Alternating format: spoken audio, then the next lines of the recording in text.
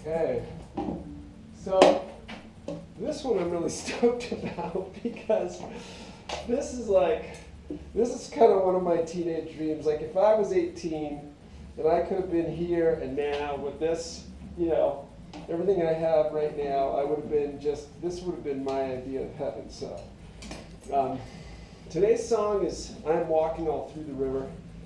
Check it out. Where am I gonna get this thing happening? There we go. So yeah, this song, so this would have been like just my dream come true, like to be able to have a black Dean acoustic V and all this in my studio like this and everything. That would have been a dream for me. Anyway, so again, this is like off of Sunny Days Are Coming. And yesterday's video was hard for me because, man, I think I wrote that song it was very sotto voce, me just sitting around at home doing a thing. And that song is actually really hard to play and sing. Like first in the register, I just used to play in this standard tuning and everything like that. And that particular one, which is just a blues thing in A, just A, D, E, it's like when it goes down to the low part, that's the lower, I have a high tenor voice, so that's the low end of my register. And it also, to get through one of those verses, there's about 10 lines, I think, in each of those verses. And to get through them all at the speed and rhythm, it's really challenging. So, anyway. This song is a lot more my speed. So this song is called All Through the River, or I Am Walking All Through the River. And that was like, the river, like back then, the river was always a thing, like, it's always been, a very popular, or, I don't know, a metaphor of import for a lot of writers, the river, it's a metaphor for life, right? And so so I was thinking a lot about that, as a teenager, and to me, being in the river was being in the flow, like being in the flow of life, being in the flow of spirit. And I was already on my spiritual trip, but I was not talking about that to anybody because that was a thing, I made that mistake because I played. I had an epiphany when I was 16. I was sitting in the park with my friends. We were all sitting on the grass in Craigley Gardens, tripping, and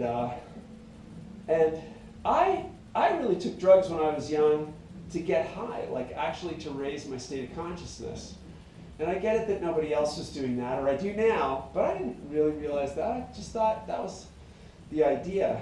And I just had this epiphany, that all roads lead to God. All roads lead to Rome.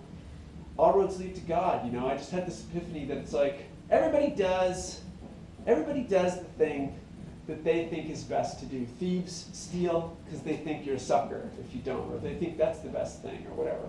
Or even if they're desperate, that's what they can do. Doctors are doctors because it's the best thing, whether it's an altruistic calling or, just like a good, secure job or whatever they think. Everyone does what they think is the best thing to do, no matter how twisted their logic is. And ultimately, like if you believe in reincarnation, which I certainly do, it's then you're going through all these incarnations of like trying to figure out what you're doing and every road leads to some sort of end that is not a transcendent end usually. Some people do. Some people have that ability to use any everyday life as a metaphor and transcend life, transcend the physicality of their life and see the transcendent behind it. Anyone can do that, but very few do. And you can do it with pretty much anything, but very few do.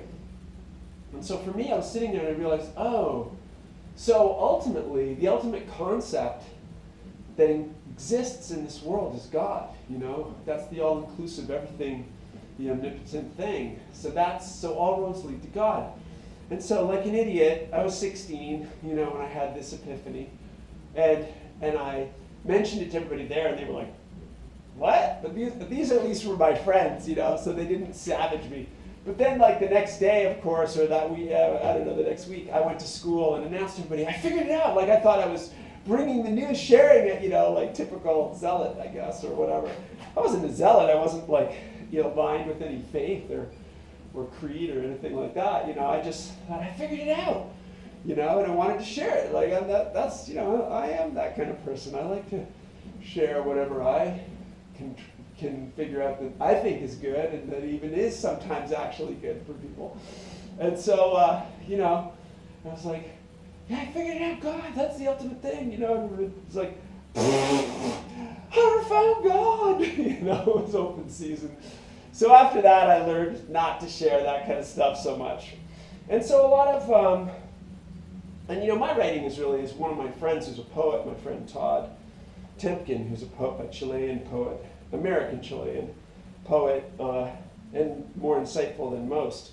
You know, he said that a long time ago. It's like, well, you write about life mostly, so that's hard, you know. It's like writing about other particular things, but I mean, it's not like I'm the only one. Everybody, and it's like you can write about your life and things like that, but when you write about life writ large or spirit or whatever in a metaphoric or in an oblique way, then it's interesting. You know, I don't know. That's just what I do. I enjoy it.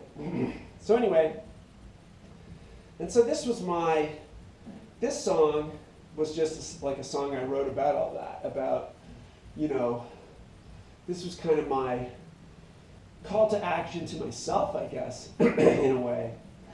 I am walking all through the river, you know.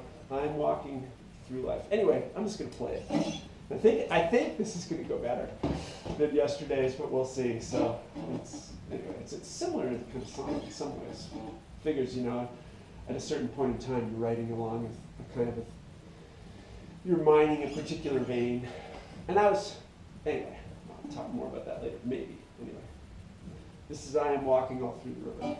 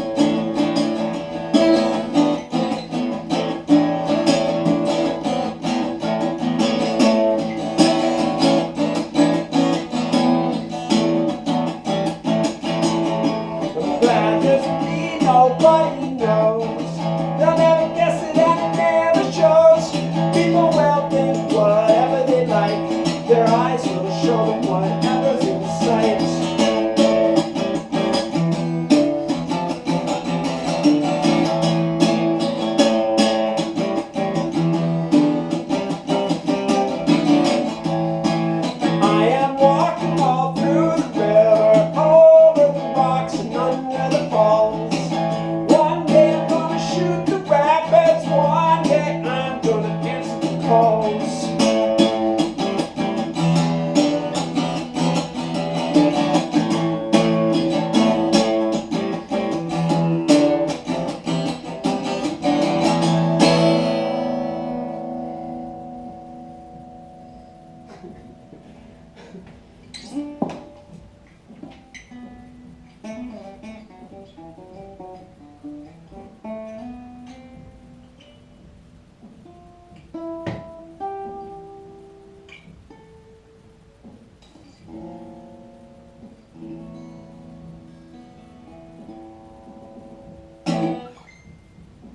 Ding. Anyway, so that's, yeah, I just wanted to do that because I just got down here and just felt like, you know, yeah, this is a lot of times in my life that, you know, finally I end up living my 14-year-old dream, you know. I haven't got my Porsche Turbo yet, but, you know, maybe that's coming. It seems to be slow. I don't really care about that, but. So anyway, what I really like about that song is the primitivism of it, and I think that's something about a lot of my early work that, you know, is something I really embraced because I knew that's what I had to get into, you know, is that I wasn't a finesse player. I didn't have all this, you know, I didn't have all that facility. I hadn't been sitting around noodling since I was, you know, I started playing when I was 6, but there were a lot of breaks and I never had any good teachers and that. So it wasn't until I was a teenager that I really started playing. And, you know, you got to go with what you have, you know. That's what I would say to anyone who's trying to start, who's starting out or anything. Go with what you have. And I knew that what I had was I did have energy, you know. I had this primitivism, and that is rock music, you know. I don't know if it is anymore, you know. Music anymore is pretty sanitized. We talk about this a lot in my mastering and mixing groups. You know, during COVID, I got into mastering and learning really to mix and master and the principles of all that, and met some, you know, extremely talented people who you know are my team now, who support me, which is, I'm incredibly grateful to all the people that helped make that happen, from, you know, Blake LaGrange and Caleb Lovelace to Tom Powers and Andy De La Rosa and Daryl Woods and Jonathan Gendler, and you know, my main guy is Tom Powers. Like, wow, what a guy! That's you're gonna hear some. You know, this is just me. This is the raw side. This is just me being, you know. I'm not trying to be polished here, which is part of the idea. Like, this is going way back to the beginning when I was a teenager and could barely play 3 or 10 chords, you know, and just pounding it out. But I embraced it, and I just went for it. And because I always knew even then it was more about energy than it was about anything else. And, you know, over time I've gotten some finesse, some ability, and, you know, embraced that. And certainly my writing I've really focused on. That's been, you know, my main thing and everything. But yeah, anyway, thanks for checking this out. And again, like so this is the beginning, this back catalog, everything I've been doing, these 32 albums that are coming out, and this is the new studio. This is just me, you know, this is the carnage where we haven't set up yet, and we're still building out the studio and everything. And but November 25th, Black Friday, the first 8 albums, and this is just the second song off the first album. And there will be a much more produced version of that. So also, you know, if you're into what I'm doing, and we go a long way from here, you know, please subscribe to my YouTube channel and anything else that I've got going, and you know, hit the bell and do all, say that you like it and all that, if you do. And because that really helps. And I'm going to build this thing up. So after all this time, you know, I've really just been playing and writing. So thanks a lot, and see you soon.